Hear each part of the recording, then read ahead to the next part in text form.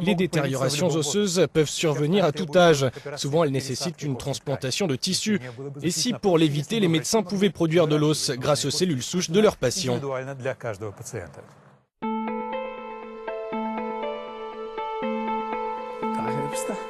Le professeur Michael Rasse dirige la clinique de chirurgie maxillofaciale. Ici, on reconstruit les os du visage détériorés par un accident ou un cancer. Cet homme a subi 3 opérations pour des tumeurs au cours des 10 dernières années. Ses mâchoires ont été reformées à partir de fractions osseuses saines prélevées sur différentes parties de son corps.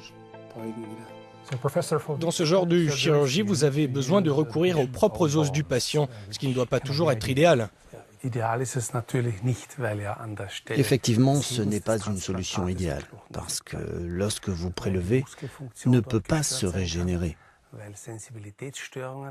Il y a une perte des fonctions musculaires, de sensibilité. Il y a des cicatrices.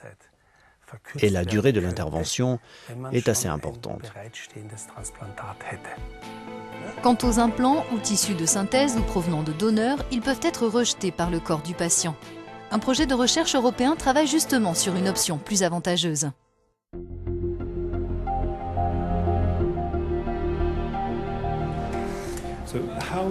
En quoi la méthode que vous proposez est-elle différente des pratiques actuelles?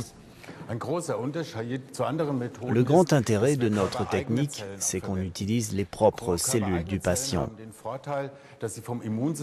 Donc il n'y a pas de réaction immunitaire à des éléments étrangers. Et le corps l'accepte parfaitement. Les scientifiques produisent en laboratoire des implants osseux sur mesure.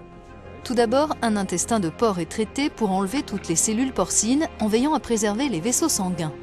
La structure de collagène qui a été lavée est ensuite remplie avec des matériaux de substitution osseuse et des cellules souches du patient.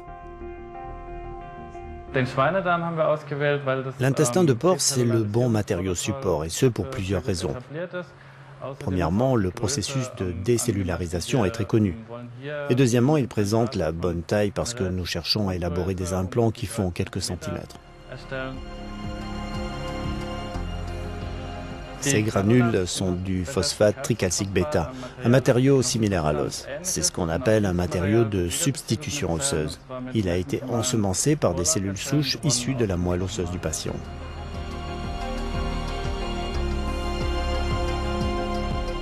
La préparation de l'implant est finalisée dans un incubateur où des conditions contrôlées permettent d'assurer sa croissance.